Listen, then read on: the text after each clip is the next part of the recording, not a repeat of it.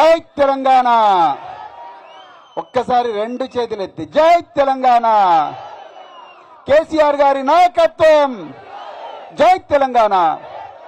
సభాధ్యక్షులు పెద్దలు గౌరవనీయులు మాజీ మంత్రివర్యులు శ్రీ సింగిరెడ్డి నిరంజన్ రెడ్డి గారికి, అదేవిధంగా నేటి ముఖ్య అతిథి శాసనసభ డిప్యూటీ ఫ్లోర్ లీడర్ మరియు మాజీ మంత్రివర్యులు శ్రీ తన్నీరు హరీష్ రావు గారికి, అదేవిధంగా మరి మరొక మాజీ మంత్రి శ్రీ శ్రీనివాస్ గౌడ్ గారికి, అదేవిధంగా మరొక మాజీ మంత్రి శ్రీ లక్ష్మారెడ్డి గారికి, మరి వేదిక మీద ఉన్న అందరూ ఎమ్మెల్యేలు, అదేవిధంగా ఎమ్మెల్సీలు, మాజీ ఎమ్మెల్యేలు, మాజీ చైర్పర్సన్లు, అదేవిధంగా సీనియర్ నాయకులు అందరికి కూడా పేరు పేరున జై తెలంగాణ.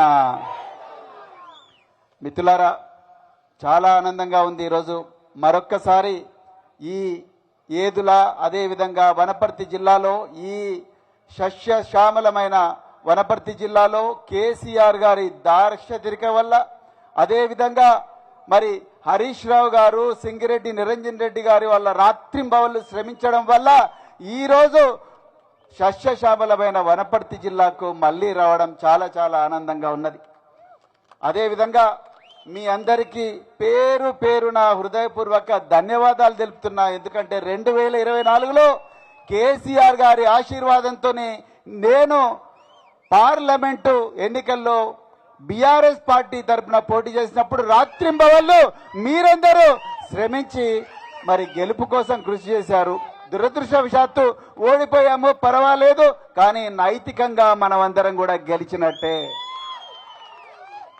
మిత్రులారా, నేను రైతు కుటుంబం నుంచి రాలేదు, కానీ మా అమ్మ నాన్న ఇదే అచ్చంపేటలో అమరాబాద్లో ఉపాధ్యాయులుగా పనిచేసిండ్రు. నేను 26 సంవత్సరాలు పోలీస్ అధికారిగా పనిచేసిన ఒక్క 2-3 విషయాలు మాత్రం మీకు చెప్పాల్సిన అవసరం ఉందని అనుకుంటున్నా. మిత్రులారా, ఈరోజు ఈ రాష్ట్రం ప్రజల ప్రయోజనాలను గుండెలో పెట్టుకునే రాజకీయ నాయకుల చేతిలో లేదు.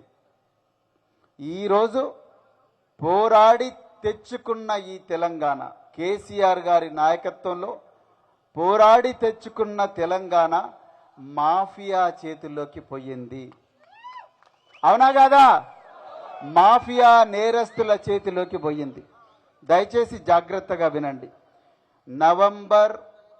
అక్టోబర్ 23, 2023 సాయంత్రం 6:30 రవికాంత్ అనే ఒక అసిస్టెంట్ ఇంజనీర్ పోయి మహదేవ్పూర్ పోలీస్ స్టేషన్లో ఒక కంప్లైంట్ ఇస్తాడు.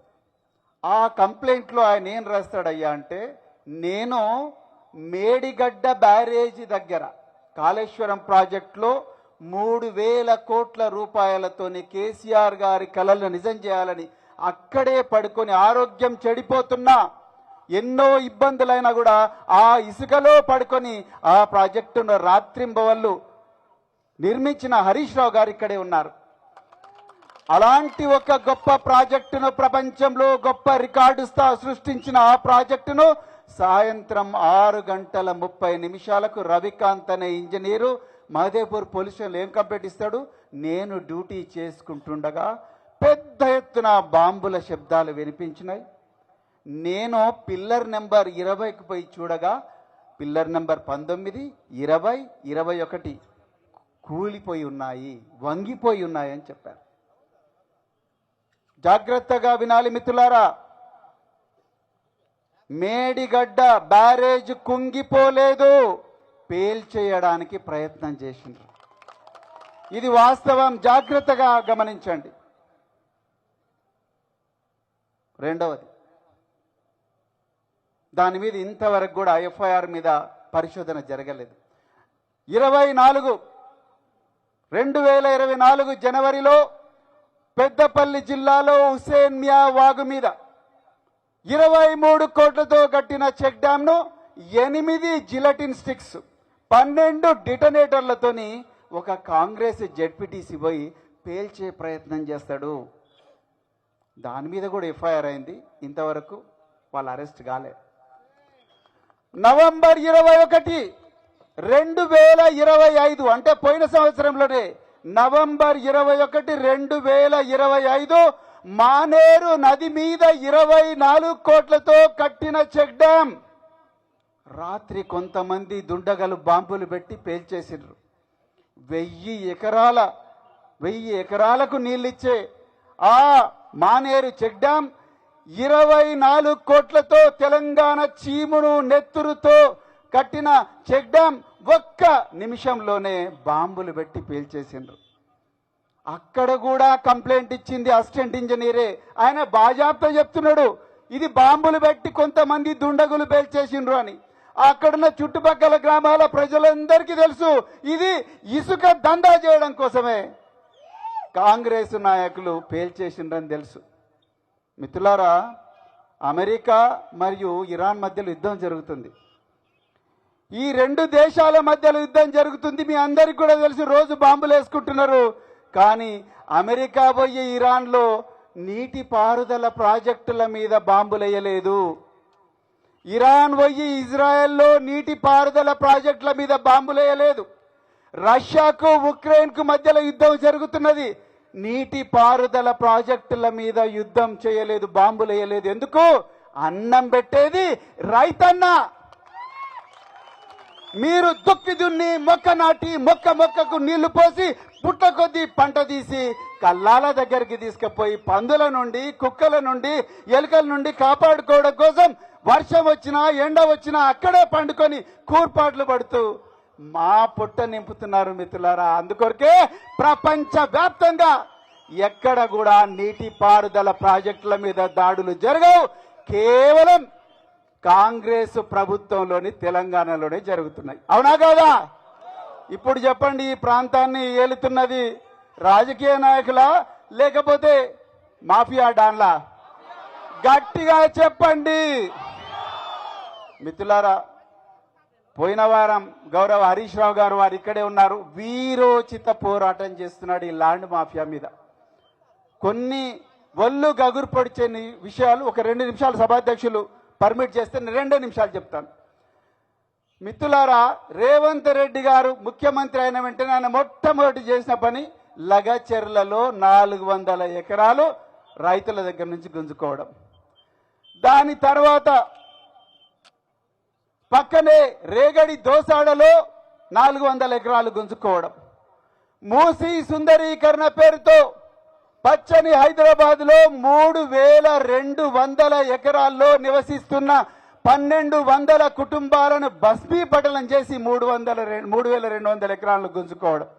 సరే ఆలోచించండి, భూముల కబ్జా ఎట్లా జరుగుతున్నదో.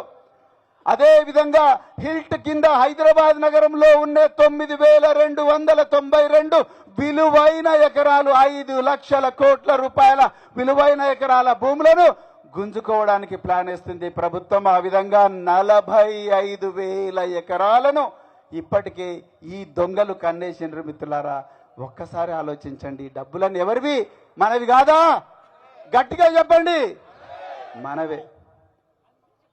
ఒక్కసారి ఆలోచించండి. ఈరోజు మరి ఇదే గొల్లపల్లి చిర్లకపల్లిలో 1300 కోట్లతోని తూడి మేఘారెడ్డి గారు, ఇక్కడ మేము మళ్ళా పక్కనే రిజర్వాయర్ ఉంది, మళ్ళీ రిజర్వ్ పక్కనే మళ్ళొక రిజర్వాయర్ కడుతున్నారు.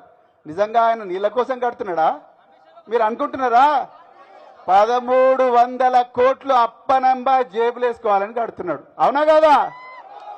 అయ్యా మేఘారెడ్డి గారు, అయ్యా రేవంత్ రెడ్డి గారు, ఈ 1300 కోట్లతోని ఎన్ని పనులు చేయొచ్చు?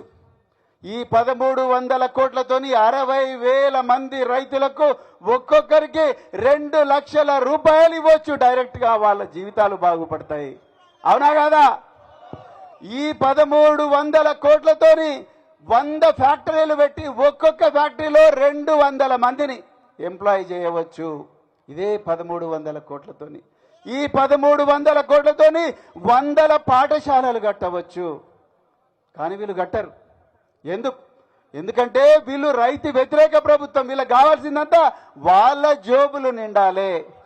ఇవాళ మన దురదృష్టం ఏందయ్యా అంటే, ఒక్కసారి ఆలోచించండి, ఈ తెలంగాణలో ప్రతి వారం ఒక బిడ్డ ప్రభుత్వ పాఠశాలల్లో చచ్చిపోతున్నది.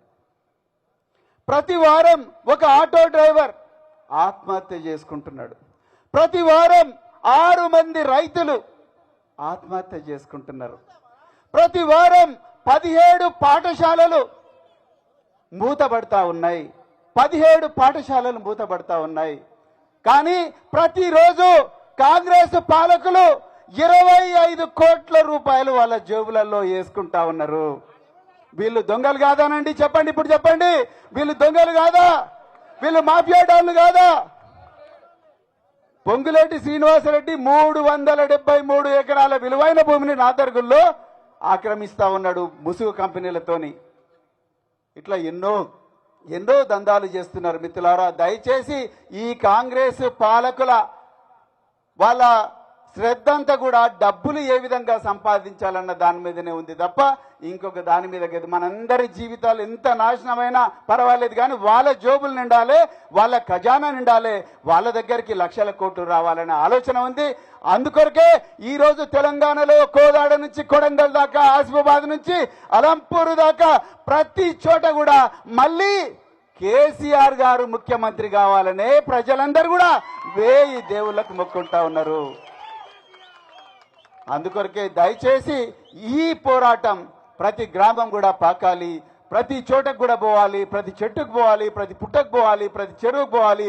ఈ విధమైన స్ఫూర్తి మీరందరూ మా అందరికి ఇచ్చినందుకు, తెలంగాణ ప్రజలందరికీ ఇచ్చినందుకు మీకు హృదయపూర్వక ధన్యవాదాలు చెప్తూ జై తెలంగాణ.